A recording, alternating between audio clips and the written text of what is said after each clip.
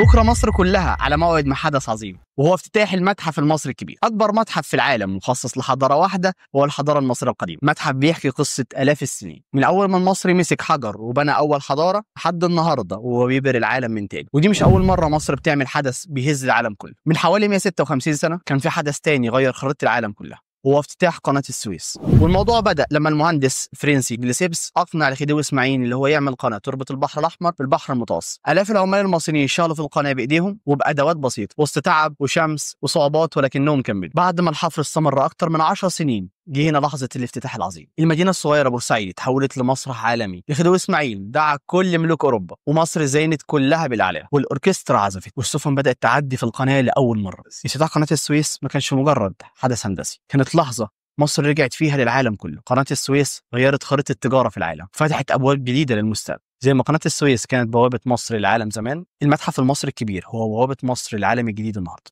من قناة السويس للمتحف الكبير، التاريخ دايما بيأكد إن مصر دايما في قلب الحضارة، وهنا التاريخ بيعيد نفسه ولكن مش بالحفر في الأرض، والمرة دي بالحفاظ على طلع من الأرض. حضارتنا العظيمة مصر دايما كانت ولسه هيفضل اسمها مسموع في العالم كله. معكم مستر محمود وائل، مدرس التاريخ للمرحلة الثانوية.